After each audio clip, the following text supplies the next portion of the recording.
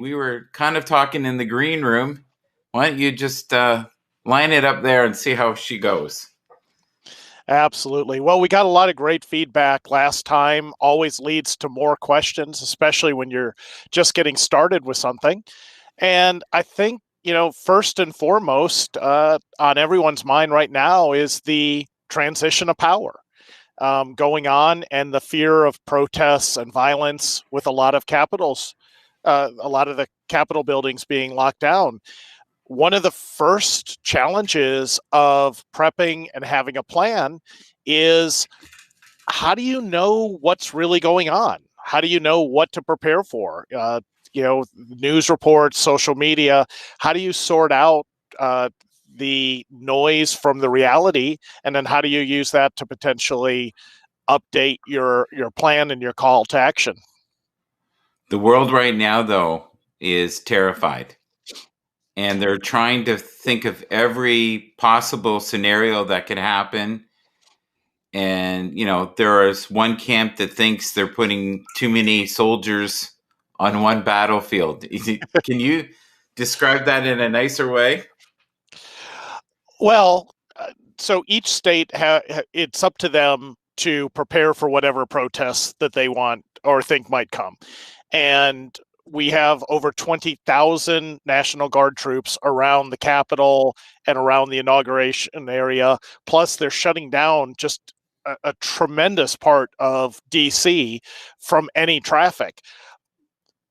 Is it too much? Well, if you're looking at something as a deterrent, saying this is a really bad time to host a riot or a protest, this definitely, I can't imagine personally, if I wanted to raise attention, deciding that this would be a good time or place to host it.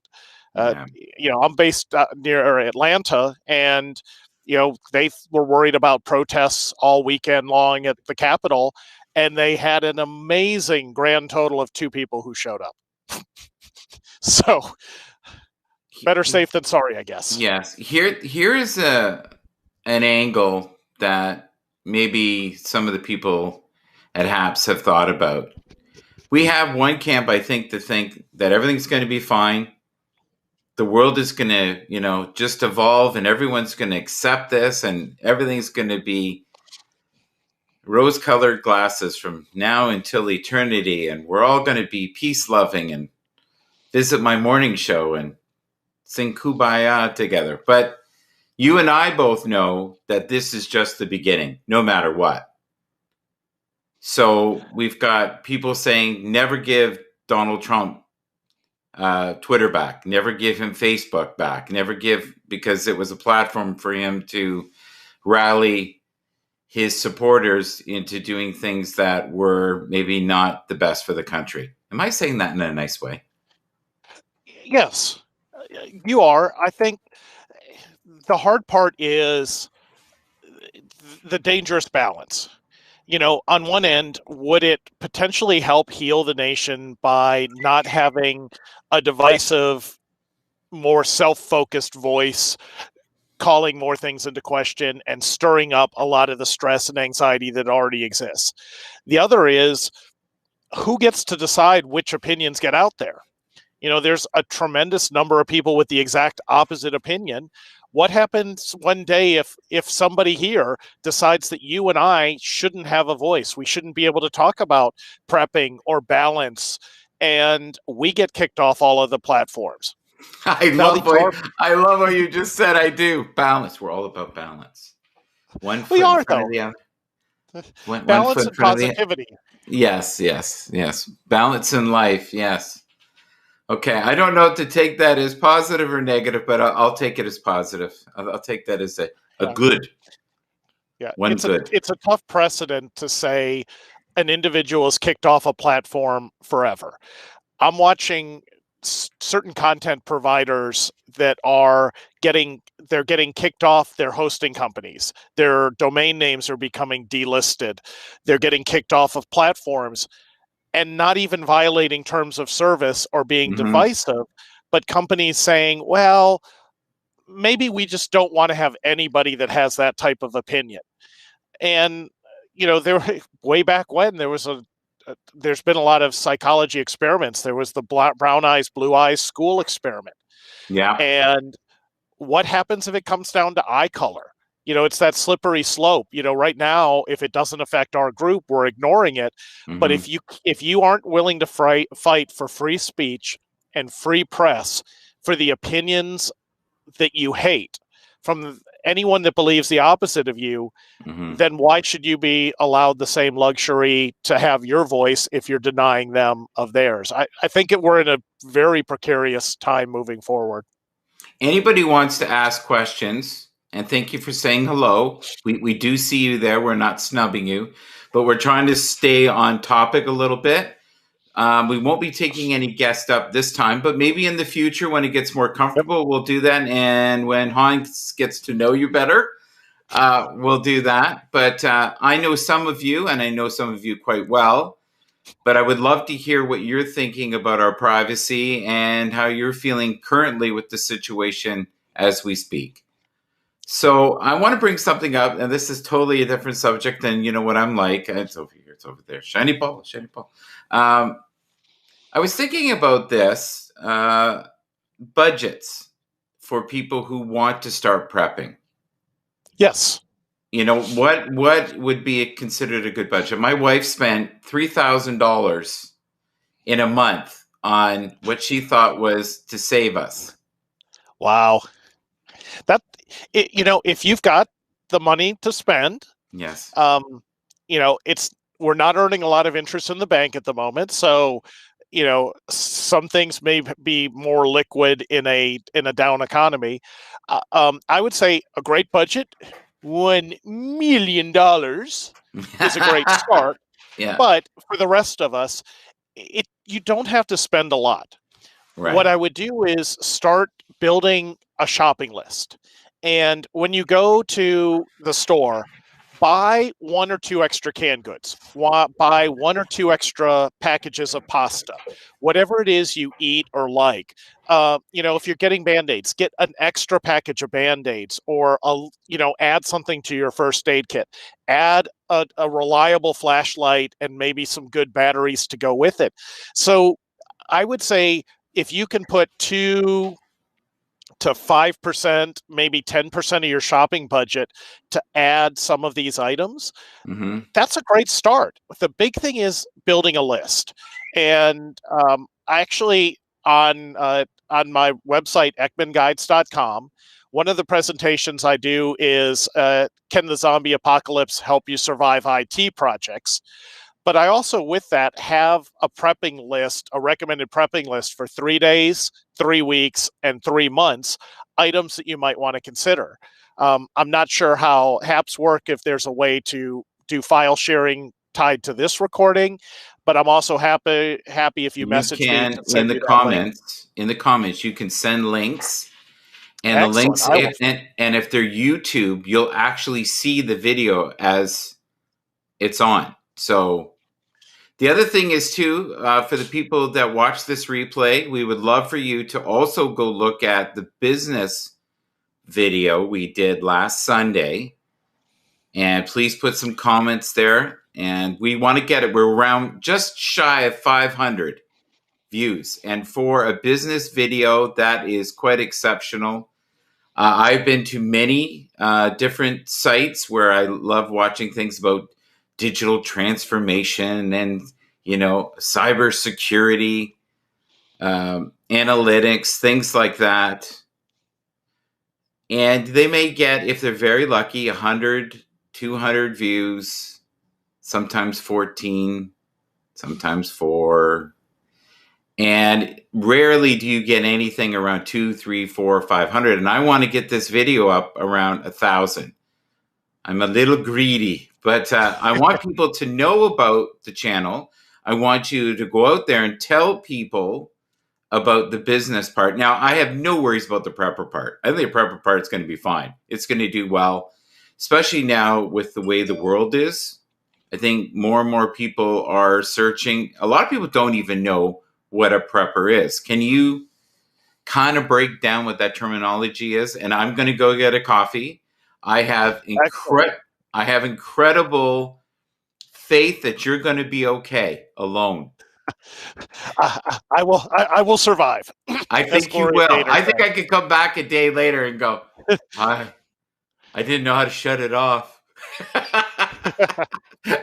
Okay, it's all you, buddy. Yep.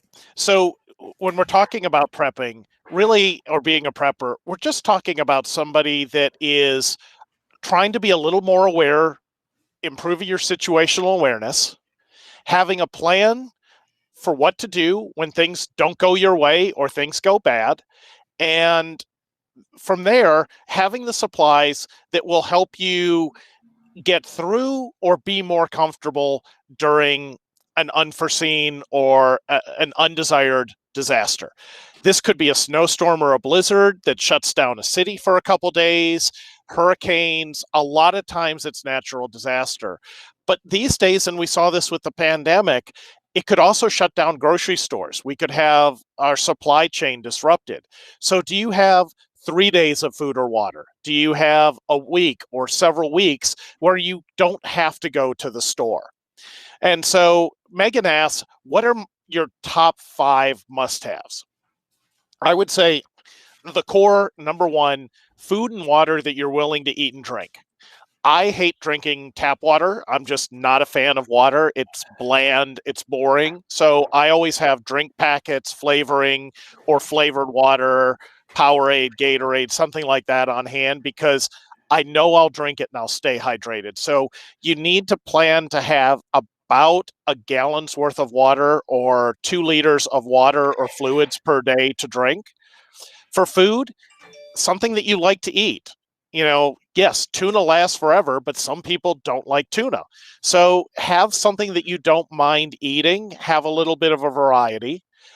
I think number 3, a good flashlight or multiple flashlights and batteries. I mentioned on the last show, I switched over to lithium batteries because I was tired of the alkaline ones corroding and destroying everything I had. So I've made the extra investment to go that direction.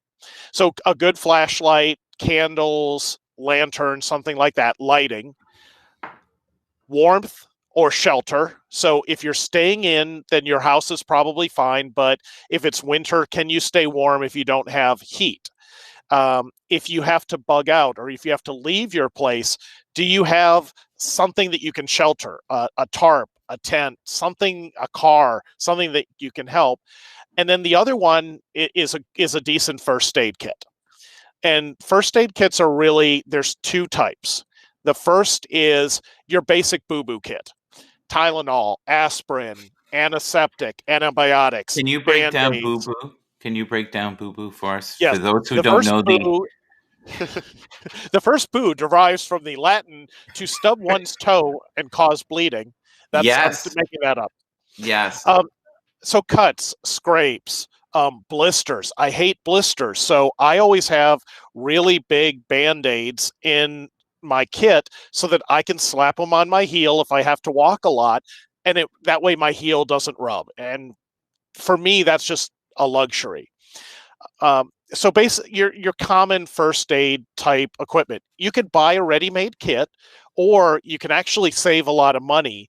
Take their inventory list, buy those items separately, and you can probably make 2 to 3 kits for the same money. The second type of kit is really for kind of that stage 2 prepper.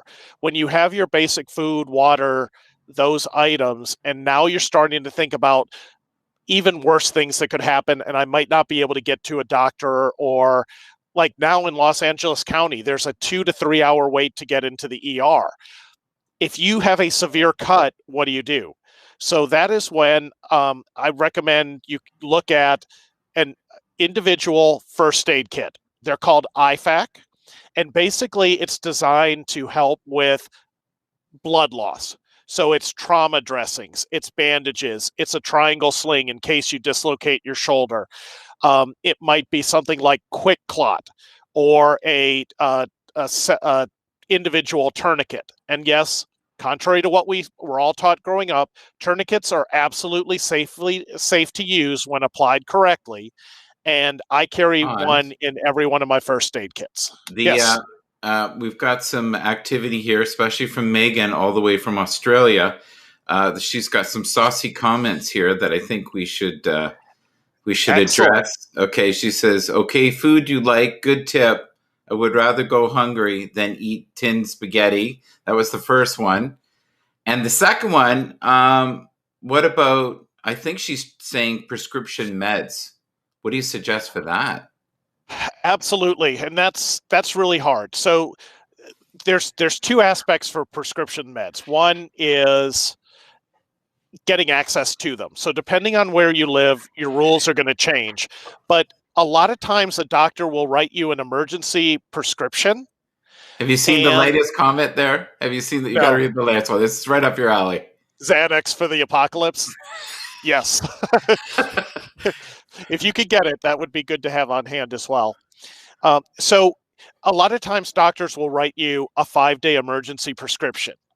The challenge is, do you have to pay out of pocket or insurance?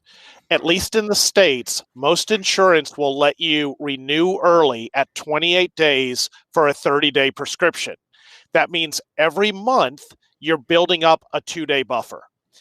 Under no circumstances, unless your doctor okays it, should you skip medicine trying to build that buffer.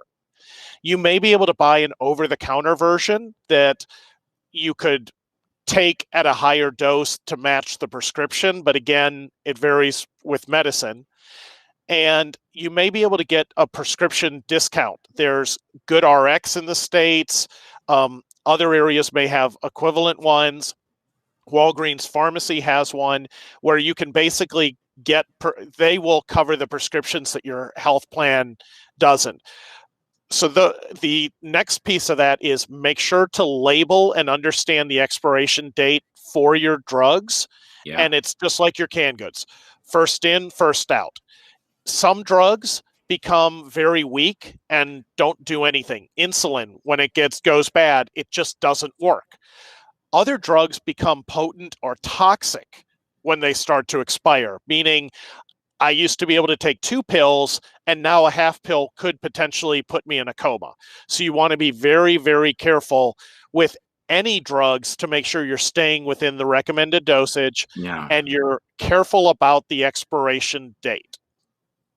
Xanax and tequila, I've not tried those together. Be Yes. very careful mixing drugs and alcohol. Yes. But for But humor, sure. essential for a prepper, the tequila especially. Yep. Yeah. I do like the idea of having, and I do personally have extra antibiotics. I was able to legally get some penicillin, which is a great general one for normal, but also know what to treat and how to treat. Like they don't work on viruses. And then I have some limited backups for more potent antibiotics that could help. But again, probably download an app. There's a number of apps that, like the Physician's Desk Reference, American Red Cross. I apologize, most of my sources are US based, but you're the doing apps great, work buddy. anywhere. I do want to switch gears for a Yep. second. Hi, Laura. That's Laura, my daughter. How are you? We're talking about prep in here, Laura, and a little bit about, I think someone said zombies in there. Did you see that without even nudging? Yes. None of that. Yeah. So I was thinking about the elderly while you were talking and the ones that hoard, and they have sometimes drugs from 3-4 years ago. And you're right. They could be so strong, they can end up killing them thinking, oh, I'm Right. saving money. I shouldn't waste. Yes. And there's the danger of taking them expired, but there's also a real danger. These medicines are prescribed to us for a reason. Now, there's some like a muscle relaxer, for example. Those are take when you need them. If you're having cramps, if you're having problems, that's when you take it, versus blood pressure or heart medication that you have to take as prescribed because it's helping keep you alive. So you really want to make sure you know about the drugs you're taking. Talk to your pharmacist, talk to your doctor. And then also you can go online and find information on how long do drugs really last. The expiration date on them is not necessarily the expiration of when they are not safe to take. Hmm. Those are the expiration dates where the company doesn't want liability for anything that might happen Right. should someone take it beyond that date. We've never talked about weapons on the show, and we've never Yep. talked about things like, an axe or fighting stars or none of those things. But I know people are wondering what kind of things you should have, Yep. especially, we've never really talked about martial law, which scared the crap out of me the first time you talked about it with me. And I was thinking you were kind of being over the top, trying to rattle my cage and maybe freak me out a bit. And now I'm seeing the climate of the US and I'm thinking that may not be completely out of, what's the nice word here? Help me. Anybody? Out of the realm of possibility. Yes, there we go. There we go. I was going to say Yeah. something else, but yeah. Well, and it's not like something like that happens overnight. Look at Venezuela. Venezuela, over a period of 7 to 9 years, went from being a very happy, prosperous nation to now one that has been utterly destroyed by its current regime.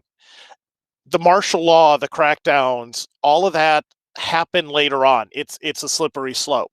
So let me uh, draw one generality. The best things in prepping are tools and items that serve multiple purposes. So, for example, everyone in the zombie movies loves to see the shiny katana that the person is sharpening by the campfire every Yes. single night. Yes. It's just a sword, and it takes years to become proficient with that type of Mm-hmm. weapon. But if I have an axe, a hatchet, a fireman's tool that has a blade, I can use it to chop wood. I could use it to open doors, open cars, break windows. I could use it for defense. I can hammer things in. I can bend things with it if I need to.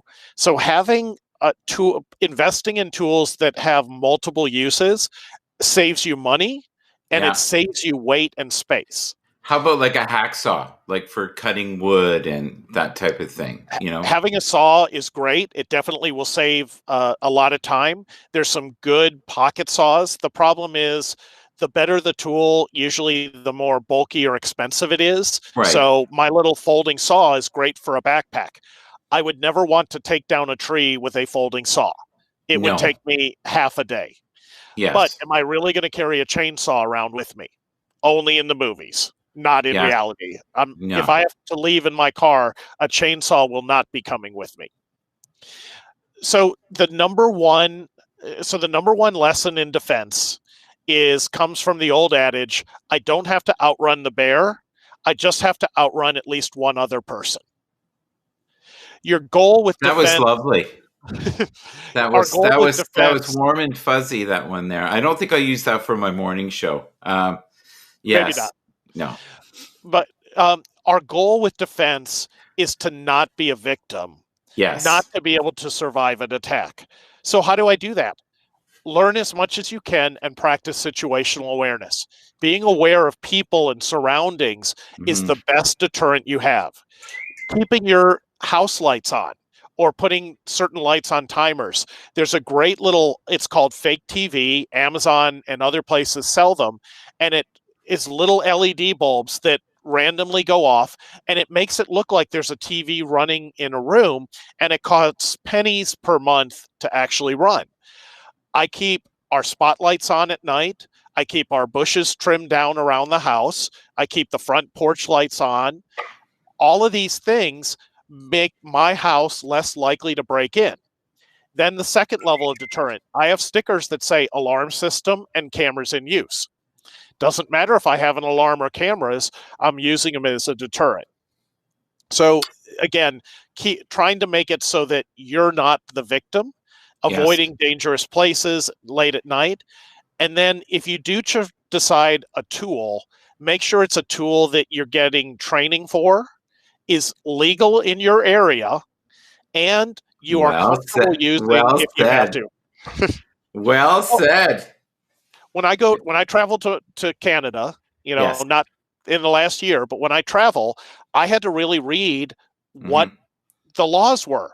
And oddly enough, when I'm in Toronto, Yeah. if I can legally carry a screwdriver around with me. Yes.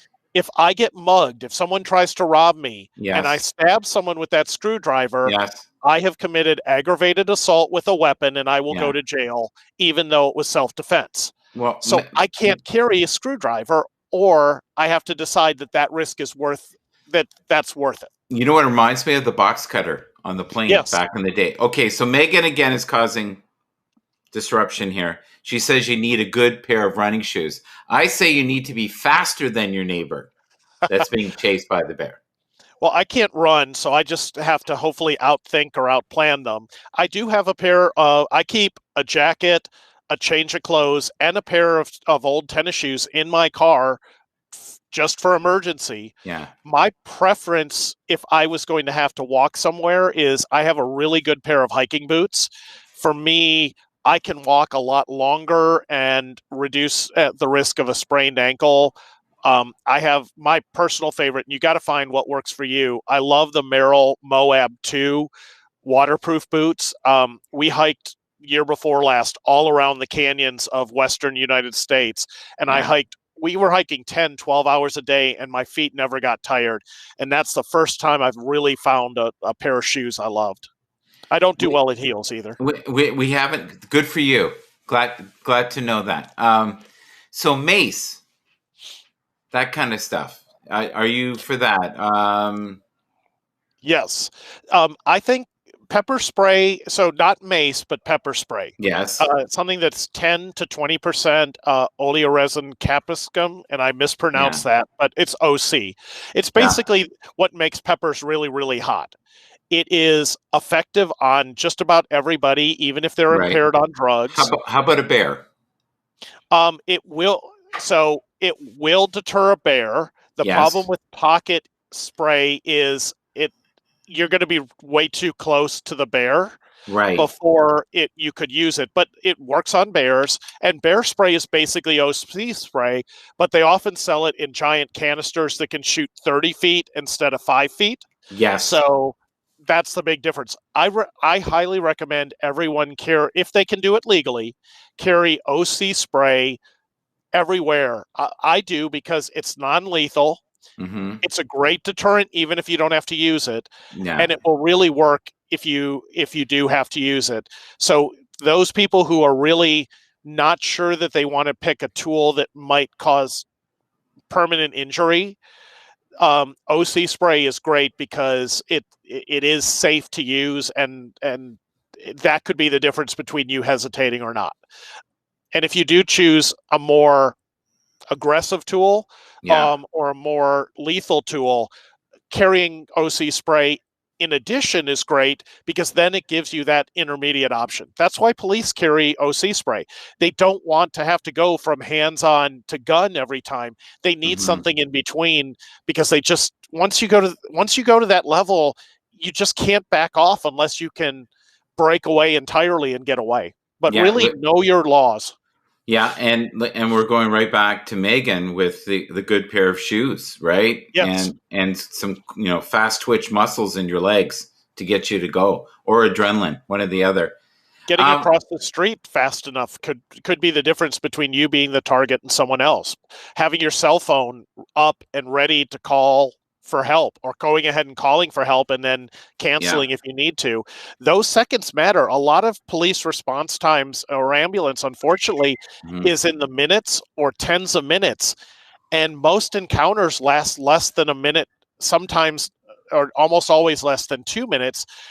You're on your own. And I think that's why we've seen so many people, especially in the US after the COVID shutdown and then the riots, have now realized that their personal protection is up to them. The police aren't going to be able to save them or respond fast enough if something bad really did happen. Yeah. Is there anything you want to talk about besides, because we've just hit the 30-minute mark, which is so easy to do with you. We could talk about current things. I noticed today you are pixelating a little bit here and there. I don't know if that's because we're talking about some stuff. It may not come up as bad when we do the rebroadcast. I hear you perfectly, but I don't know. It could be the powers that be going, don't give them the information. You could be being jammed as we speak, right?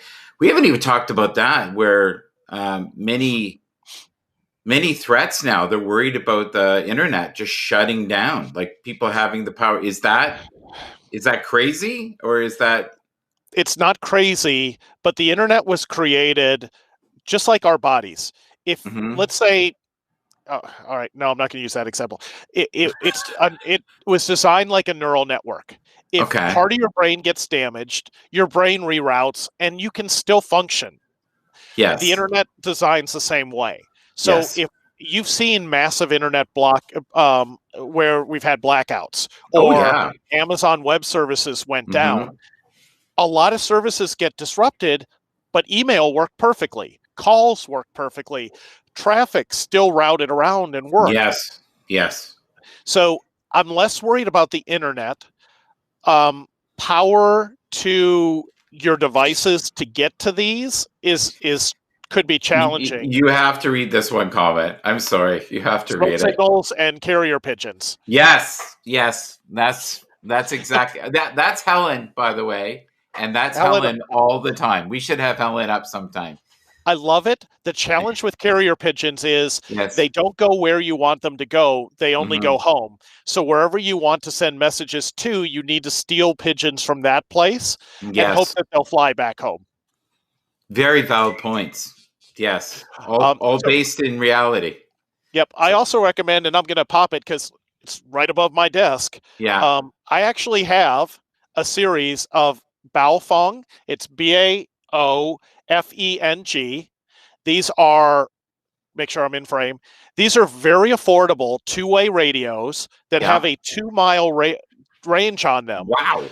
but they can also pick up emergency broadcast channels. Yes. So anything from weather to police to your country's emergency, and they're programmable where you can actually plug in a USB cable, download automatically the channels that are on there, and then you punch in the code for whatever channel you want to broadcast. A warning on these, depending on where you get them and how powerful they do require a license if Okay. you start broadcasting on certain bands or at certain ranges. Some of them are simple where you just go and you fill out a questionnaire and you're good to go. Others actually have a really hard test to get certified Yes. with, they're called ham radio operators. Yep. My view is I have a radio. If I ever need to use a channel that I'm not allowed to use because my life depends on it, I will pay the fine afterwards to be alive. So for me, having the radio isn't illegal. I will Yes. only broadcast if my life depended on it. Yes. So having these radios, and they run anywhere from $10 to $40 per unit, which is really affordable for something that's that powerful. And they're lightweight and rechargeable. So Perfect. Now I've back heard of up. something that's called, it's something to do with like GPS. So if you were on the top of some summit and you were hurt, they can find you. I don't know exactly. Yep. So those were developed for hikers and campers. Yes. And they're wonderful. There's a number. Basically, what they are is they are satellite communication devices. So they have built-in GPS that will be able to pinpoint where you are, and they do anything from just send an emergency alert that hails everybody, and they send emergency services, but you can't communicate. Some of them allow two-way texting, and Hmm. some of them are the same as satellite phones where you can actually make phone calls. The more you can do, the more time you spend on them, the more expensive they are. So when we're talking about satellite, you're looking at $5 a minute potentially. Right. So But if if your it life, saves your life, yep, you'll gladly pay it. yep. And there's a number of, so look for backpacking resources are great for this type of information because backpackers basically live off You got to read grid. the comments. I'm sorry. You just read the comments. They're ridiculous again. Oh, for aliens. Um, we can get into aliens too. I've been studying up a little on that too, and there are plans. The Yeah. sad news is we'll just knock that one out. If there was a real true zombie outbreak, if you survive, it'll be luck. Really, nobody's going to survive. The second is if aliens attacked, they would win, and then we would basically move underground and take a rebellion until we could outlast them, or until our diseases or resources or climate became inhospitable and their costs became too much. But aliens, if they can get to our planet and want to attack us, they will absolutely win. Yes. Hello, Randy. It's nice to have you in the room. There you go. We also said, someone said, is it like a CB radio but more modern? Yes, so, it is exactly it. So they're on Amazon. You can buy them direct. I just put it into the chat. It is this. So this is literally a pocket CB radio, but instead of turning the dial, you punch in a 3 or 4 digit code, and then the radio knows what channel to broadcast on. And then the batteries themselves are, you can buy extra batteries. You can buy ones that'll take other batteries. And I think I bought this set for like 40 or 50 bucks on sale, and they have channels. So the higher end ones have a longer range and can handle more channels and frequencies. Okay, we're at 36 minutes. Anybody have some questions that they would like to ask about prepping? Do so soon. Yep. I have a couple myself that I'm really interested in knowing. So if you're a person that has the means and you could go up north, and let's say there was an outage, and let's say there was a shortage of food, would this be a wise decision if you were already set up? Let's say you already had like $3,000 worth of canned goods like my wife does, and you've got the rice and the beans and you've got all the stuff that you need. What are the benefits of just hunkering down at home, or say going way up north and being able to have resources maybe to fish? And this is why you need to have a plan. And as a situation is developing, you need to review your plan and decide what parts of it to do. You are almost always better staying at home than trying to flee, because you're fleeing the known for the unknown. The exceptions are if you are in a hot spot or an area that is the only part that is under that disaster, then fleeing may be a better option. For example, a hurricane. You evacuate for a hurricane because the hurricane is only going to hit that area. If you get far enough inland, you're going to be fine. The other is duration. If I'm getting away from a hurricane, I have to last a couple days, maybe a couple weeks if the roads are shut down and I can't get back in. Surviving isn't that hard. I can stay in a hotel. I can stay with friends. There's a lot of options. If you're talking about really trying to flee, then think about everything you have at home that you're now trying to replace. That becomes really difficult. And it also depends on what are you fleeing. I live near Atlanta. Atlanta has the CDC. Let's assume that somehow, despite all their protections, all the nasty germs in the CDC got loose. If I haven't gotten out before that happens, it's too late. Right. And I have to get out past the spread. If it's something like bring a shovel. True. Well, you need a shovel for lots of reasons. If for nothing else, it becomes your new bathroom. And dig the hole first. Don't use your shovel after. That's just don't. Common newbie mistake. So you've got to decide, what is it I'm escaping? If there's something where all of our logistics are shut down, then cities are going to run out of food and panicking and rioting and looting will start. Yeah, I want to get out of the cities early and I want to move to a more country area, but we're not an agricultural society anymore. So simply going into the country, you're going to starve to death. It takes a while to get crops. Catching fish or a game enough to eat is not as easy as it looks in the movies. it would be very, very difficult to survive under those circumstances. That's why, for me, I have a location where I'm slowly stocking up to have 3 months. So if I had to go for 3 months, and I just can't walk or carry weight anymore, I'm just too old and broken down. So I've moved as much as I can to that secondary location and storage. So it's there.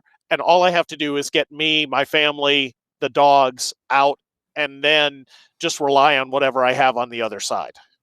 So, from what you were saying at the beginning, let's do kind of a quick recap. Yep. I know they're poking each other in the chat room there. I don't know if you noticed that. Yep. But most likely, you're not going to have access to the money if everything breaks down. So, if you have money in the bank, it might be wise to have some cash. Keeping cash for short-term emergencies, absolutely. Yes. Even if there's a run or whatever, cash, or having items that here it goes back to the rule. An item that has multiple use is golden. Mm-hmm. Hard liquor. Yes. Hard liquor is amazing currency in a disaster. Yes. You can use it to disinfect wounds or sanitize items. Yes. And you can get drunk if things get bad. So hard Someone liquor. said a sailboat. Someone said a sailboat is good. Well done, Randy. Yes. And Randy's also right that, you should have money in the bank and you should have savings and a retirement account. This is just the physical object version of retirement planning. And if you have a big unexpected expense, you need to have something you can draw from. That's all we're talking about. And build slowly. Don't go crazy and buy the pre-made prepper kits. They're nice, but they're just impractical. A backpack that's already full, where are you going to put your clothes and your toothbrush? Right. Now, Terry also made a good point here. Cordage. Yes. Yes. Absolutely. And that's paracord. You can buy mill surplus paracord for just dirt cheap. A lighter or something to burn off the ends is great. Having a good knife. The rule: 1 is none, 2 is 1. And for me, it's 3 is just a good start. So I'm not going to have one knife. I'm going to have at least 3 workable blades, maybe different kinds, because any one of them could break or 2 of them could break. Read the comments. Yep. It can be used that way. Just be careful about cutting off circulation. Make sure you know how to work. And something that starts off as fun might not be easy to explain at the hospital. Okay. True. Yes. There we go. So they have been a lively bunch in the comments, as they usually are for us, which is great. So one thing I'd like to bring up leading into this. So we're kind of talking about prepping and knowing what your threat is. So is there likely going to be a big threat over the next week or 2 weeks with massive insurrection and rioting and horrible things with the power shift between Biden and Trump? I don't think so. I will honestly say I'm not going anywhere near downtown, because if there's protesters, I don't want to get jammed if they decide to shut the road down, and that's just me getting annoyed. But I don't think that there's such a small chance that any group would even think that they could attain power or disruption. Really, stay away from the target areas, and there's nothing to prep for. There's nothing to worry about. This isn't a time where we need to worry, and it's going to blow over. Like there's going to be a long tail to this. There's a lot of issues all of our countries have to deal with. We're seeing some of them flare up now, but I don't see that this is, I've heard people talk about civil war and outright fighting. I can't see it anytime soon, so I'm not worried about it. I'm not planning for it. I'm not doing anything different until situations change. I'm going to ask a question after all these silly comments. Why do you think people don't take it seriously? Prepping or zombies? Well, we can start with zombies if you want. We could also read Randy's comment if you're open to that. But if not, we'll move on. So Yes, advanced, like the super level of prepper, night vision, super duper ultralight backpacks, all that stuff is great. The ultimate in backpacking.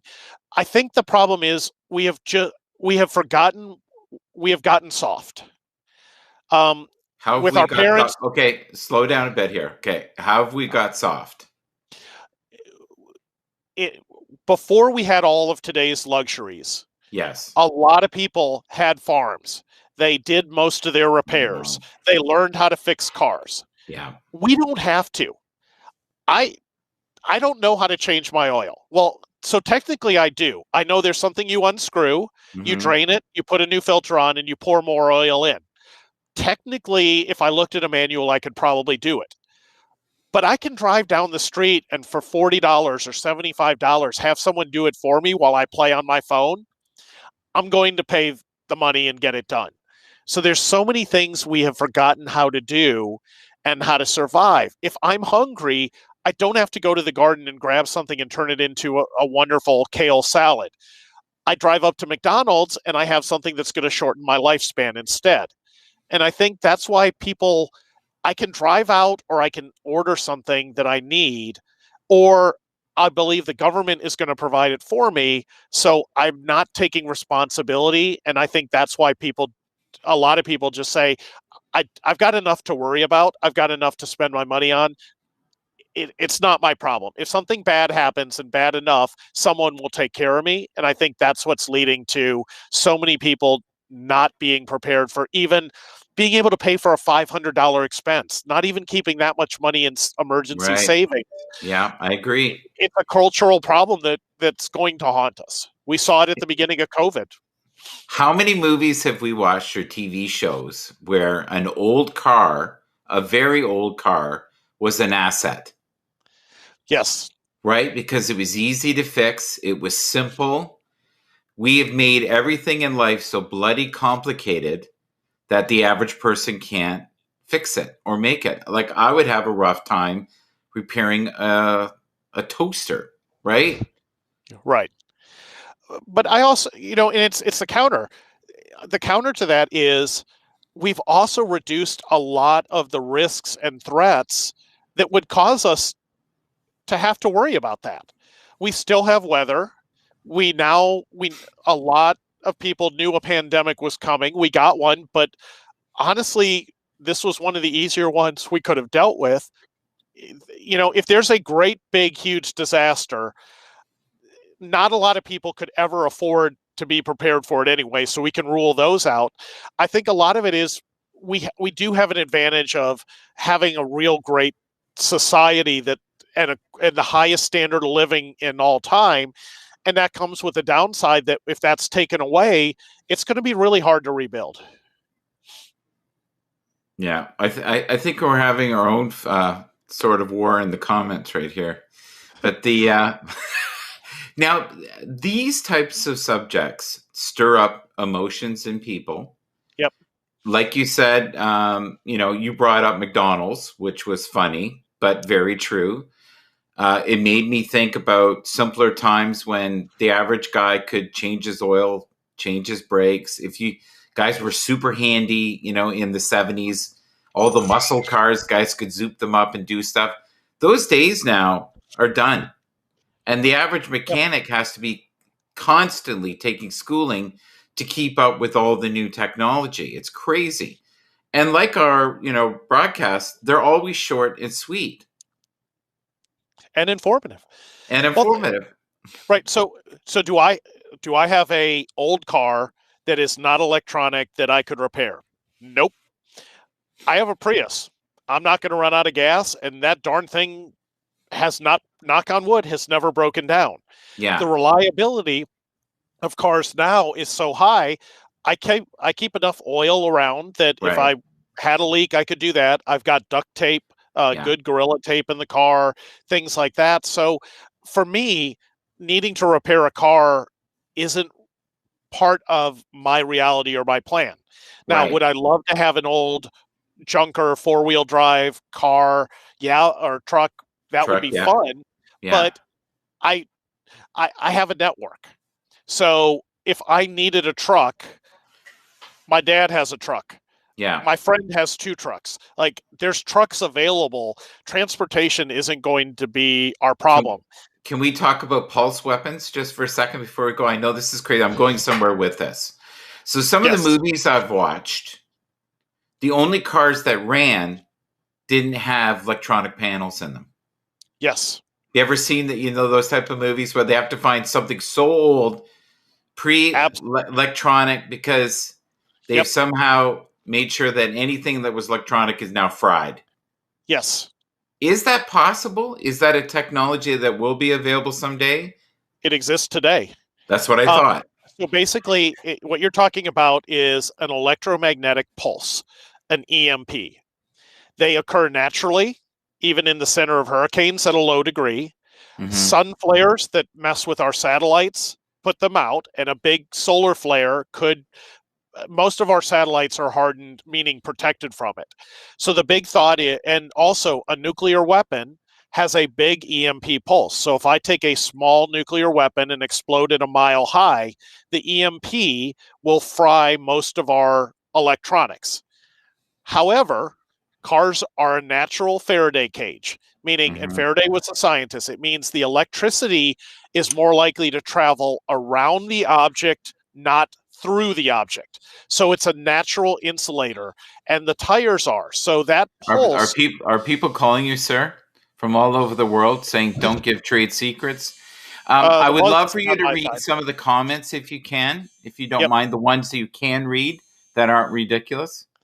So, yeah, so an EMP bomb, our military systems and some of the key systems have been hardened. We would lose power. Your laptop is probably going to get fried. Your cell phones. It depends on how strong it is. Cars are probably going to be fine. So that's a bit of a misnomer. And this information is coming. I actually host and help coordinate content for Dragon Con's Apocalypse Rising for survival panels. Hmm. And we have top scientists in Hmm. fields talk about these items. And we had an actual astrophysicist and a military expert talk about this. A lot of our devices will be okay. Okay. If the pulse was so strong that it would fry cars, it's Hmm. going to also melt electronics and other things like that. The effect would be catastrophic for many other reasons. So for the most part, it's not something that we need to worry about. But Can you if you say get a that conference one more time for those who are super uh, geeked out? Would may yes, not. uh, Um, go ahead. okay, and you may want to put a link in there. Yep. I think sometimes when I have guests on here, especially like yourself, they think you're putting words together, and there's these fantasy realms, kind of like my shows in the morning with the woo. They're like, this doesn't really mean anything, but it's nice, fluffy words connected together that make us feel good. But actually, when he talks, there is some real, true purpose, and these things do exist in 3D. Yes. Yeah. Uh, We, sir, are almost close to an hour. Do you want to keep going? How are you feeling? Do you need to get hydrated? Would you? I feel good. I think we can definitely, for the sake of not only our guests here, but also people that are watching, sticking it under the hour time is always Yeah. respectful, but happy to, close out with some of the comments and a little bit Hmm. of um, a wrap up. So to Travis's point, really, really old, like weather satellites, yeah, they're going to get toast, or the ones that are just going. All of our new satellites have been hardened for a long time, and the military as well. So they are where the EMP um, threat used to be a real concern, especially when you think of terrorists. It would be, it could be bad, but it's not nearly as dangerous as it used to be. We'll probably see more failures and danger from hacking on public utilities. That's probably going to cause more disruption than trying to come up with an EMP. Thanks, Helen. I appreciate it. I try and have fun with this too, or else we'd all be crying and shivering in a corner. So, got to take prepping and disasters with a little bit of humor. I would love in the future when we get more comfortable, we'll get a couple people in near the end of the show at times. Helen Yes. is absolutely hilarious, as you've noticed through the comments, and even more engaging and fun with the how do I explain it? She has a beautiful voice. We'll say that the way she projects her voice is very nice. So, If you are interested, and I'm adding it to the comments right mhm. now, if I can spell the word attack correctly, there is a book called 1 Second After, and it takes place, I believe, in Tennessee with Yes. a military history professor after an EMP attack or a series of EMP attacks take out the US. And it is probably the most accurate um, portrayal of what it would be like to be in a city or a small town after a catastrophic or somewhat apocalyptic event, and how the town has to survive and the decisions they make. I will say, if you are faint at heart or get easily scared, don't read it. It it is a little terrifying because it is very, very blunt and very accurate about what would happen, Hmm. from starvation to what happens if you have someone with type 1 diabetes and they can't get insulin, all the way to what happens if you have roving gangs that are going to attack your city. So it is a very powerful book. In the link I had earlier in the chat, I also have links to books, nonfiction and fiction, movies, stories that tie into this genre that are both entertaining and informative. So that would be a great place if you want to learn more about it. Start with that reading list. How about addictions? And I'm being really serious because when I've watched Alone, okay, I don't know if you've ever seen the show. It is phenomenal. I love it. And what they do is they give you 10 items that you can pick, and you're Yes. usually in the middle of nowhere. You have no food. You have to basically find your own food. And a lot of the guys try to figure out painstakingly what they need, right? Because they need shelter, but they can only have 10 items. Yep. And the one thing you said over and over again, multi-use items, Yes. right? But we don't talk about when they go on the show. Let's say they're a smoker. So then they're also going to get huge, crazy. If they're on their 50 days, let's say they make it for 50 days, they are now over their smokes. They're over their drinking if they're over drinking. They're over coffee. But the thing that they dream about most is donuts, cakes, pies. We never get into how addicted to sugar. Are someone being ridiculous or is it just my crazy words? So you're right on track. I was following COVID back in December because my mother-in-law was in Hong Kong, and Mm-hmm. every time there's an outbreak, we followed during SARS and actually evacuated her grandmother to the States until that was under control. So when we started seeing another coronavirus, we thought it would be contained, but I was on the phone almost every day with my mother-in-law trying to plan out when she was going to come home if she had to change her flight. And then when she decided she was going to get out before being locked down, we ended up having to reroute her many times to Mm-hmm. just get her out of Hong Kong and then find a way to get her back home. So I was actually well aware of what happened before our first cases showed up. When our first cases showed up, I was expecting a lockdown. If it spread fast, disruption to transportation and grocery stores. I looked at my plan. I looked at our inventory. We were pretty much had what we needed. So I made sure I had plenty of cold beer because I knew that would Mm-hmm. sell out. I bought a key lime pie, Yes. 4 different types of cookies, and a Yes. cake to get us through the first 2 weeks so we could treat the quarantine and lockdown like a party Yeah. and to ease some of the stress and recovery. So when you said sugar addiction, yeah, the first thing I bought was cake and pie.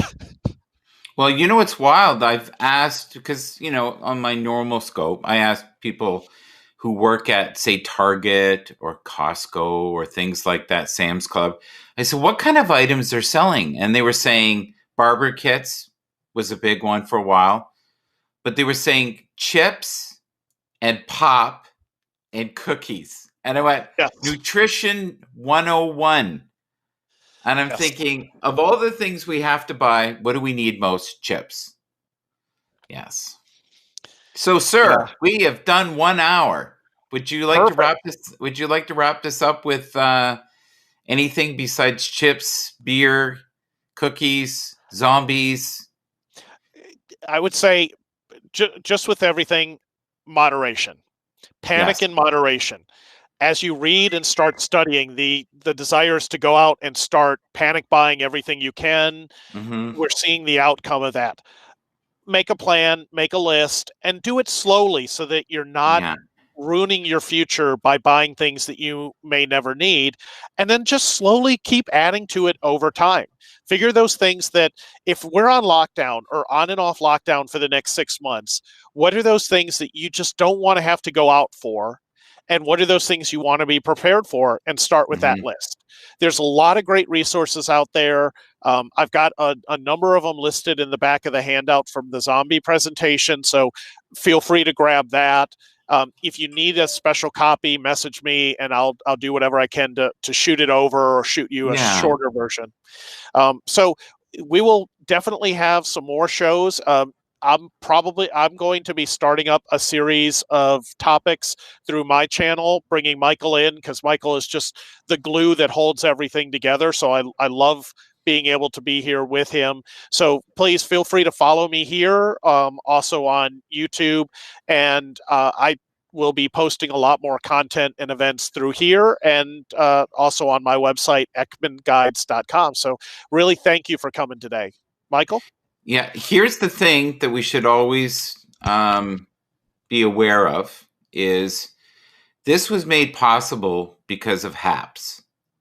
And we've got people here from London. We've had people from Africa. We've had people from Saudi Arabia. We've had people from the Philippines. We've had every walk of life in this room seamlessly. And the great thing with HAPS, if you haven't signed up yet, is you can simultaneously have this on multiple platforms at the same time with great pro tools. And I know that in the future, once Hans gets his foot in the pond fully, he will have other great guests and there will be magnificent content for you to watch. And you know what? He is a great human being. And as you can see, he has an exquisite mind. And I feel very blessed to have you on here today, sir. And I hope there's more in the future. I really do. I hope that's for us. So, do you want to say anything uplifting before we go? Everyone be safe. Keep washing your hands and wearing your masks. It really does make a difference. And we've overcome worse things in history. This will be something that we will talk about, just like it's going to be our version of I walked 4 miles uphill both ways through snowstorms. I survived COVID and 2020 and killer Mm-hmm. bees and killer hornets. So just don't get lost in the echo chamber of how bad things are. Like Michael says, look for some of the good things, look for the happy things, seek out some good news and try and Yeah. spread it around. Yeah. And every morning, if you need a little pick me up and you're feeling a little depressed, you can see me at 6:30 to 7:30 every morning. Some mornings I don't feel like doing it, but I do it. And guess what? Somehow the right guests come in, the inspiration comes, and we all heighten the vibration together. God bless you Eastern all. And time. thank you. Thank you for being here. And listen, it might be just about balance. It might just be. All right. Take care. Bye bye.